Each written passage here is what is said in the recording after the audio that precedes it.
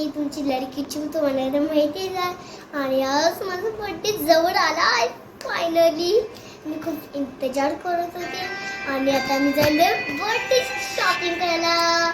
चला या, ही बॅग माझी बंडियाने आणलेलं आहे आणि हे कन्याकुमारीला भेटलेलं आहे.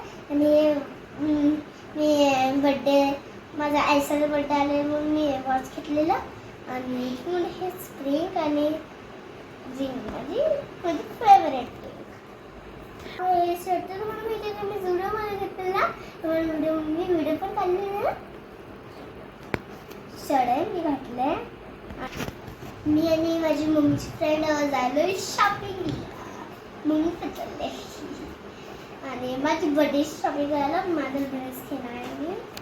आणि सध्यासाठी मी त्यासाठी चला तिथं मी सुंदर दिसणार आहे, खूप भारी भारी. आणि मग चला आता जाऊया. आणि आता लिफ्टमध्ये भेटू म्हणजे खालती भेटू सोसायटी. चला. तर आम्ही वाघोलीत राहतो आणि इथून आम्हाला तिथे सिटीत जायला 18 किलोमीटर लागणार. आम्ही ॲटोने चाललो. 18 किलोमीटर आम्ही मीटरने चाललो होतो. तर काय 380पर्यंत चालले होते आणि गर्दीही ट्रॅफिकही होतं, गर्दी होती. त्यामुळे ते ॲज पर ट्रॅफिक प्रमाणे चार्ज होतात. ॲटलीस्ट अराऊंड 400 कॅबनी किंवा ॲटोने होतात. आणि आम्ही पोचलो होतो तर थोडंसं सिग्नल पडला तर थांबलं. इथे आता नाना वाडा होता. आम्ही काही थांबलो नाही तर आम्हाला डायरेक्ट शॉपिंगलाच जायचं होतं. नाना वाडा झाल्यानंतर आम्ही ABC चौकात पोचलो होतो. तिथे हर एक प्रकारचे बुक्स तुम्हाला भेटले. माझ्या दिशूला घेऊन मला यायचं आहे त्या कारण तिला बुक्स वाचायची खूप आवड आहे. तर नेक्स्ट टाईम मी तिला घेऊन येईन. आणि ते बसने किंवा मेट्रोने वगैरे येऊ शकतो. पण थोडंसं आमच्या घरापासून अर्धा किलोमीटर चालत जायचं होतं म्हणून मी ॲटोच घेतलं, बुक केलं ॲटोला. ॲक्च्युली सोसायटीत आली होती तीच ॲटो घेतली होती.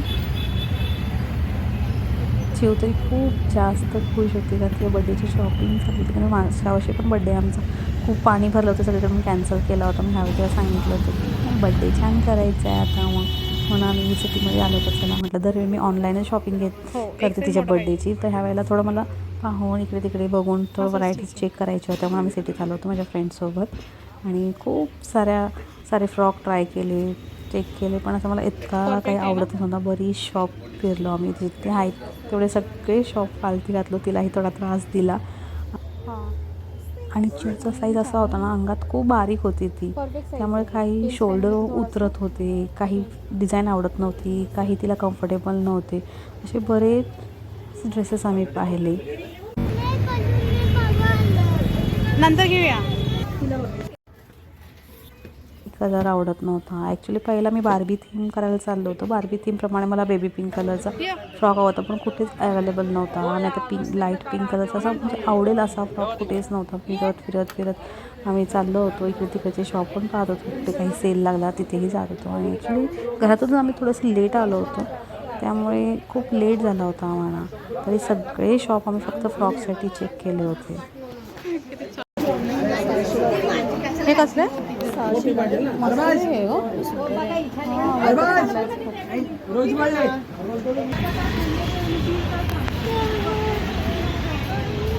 कंटाळली ना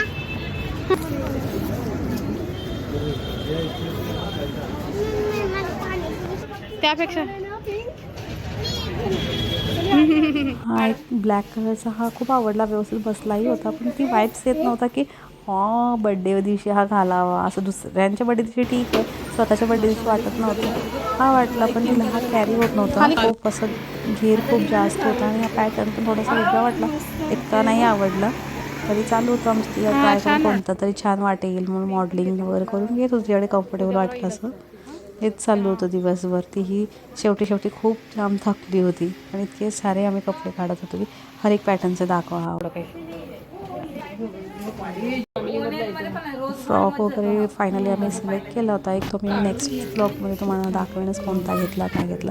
ते झाल्यानंतर आम्ही ज्वेलरी आणि सँडल वगैरे घ्यायचे होते आम्ही म्हणून थोडीशी वगैरे एंटर केलं होतं. कारण तिथं खूप व्हरायटीज भेटतात. खूप आतमध्ये शिरलो नव्हतो कारण आतमध्ये गेलं की मग आपण मोह आवरू शकत नाही. इतकी शॉपिंग आपला थोडीशी वगैरे करता येते कारण अराऊंड 8:30 झाले होते आणि आम्हाला इथून घरी पोचायला 1 तास लागणार होता. त्यामुळे बाहेरच आम्ही 1-2 सँडल किंवा ज्वेलरी घेतली आणि तिथूनच आम्ही घरी निघालो. आणि मी अजून काय थोडंफार वस्तू घेतल्या होत्या. मी जमलं तर नेक्स्ट ब्लॉगमध्ये कव्हर करेन. हां चला. अजून बरीच शॉपिंग आम्ही केली होती. ती तुम्हाला जमलं तर मी नेक्स्ट ब्लॉगमध्ये दाखवेनच. आणि आता मी घरी निघतोय आणि भेटू आपण मग पुढच्याच अशा एक छानशा ब्लॉगमध्ये. आहे ना तोपर्यंत तुम्ही गेस्ट करा कोणता घेतला असेल का इथलं. कसं आहे दादा हे कसं हां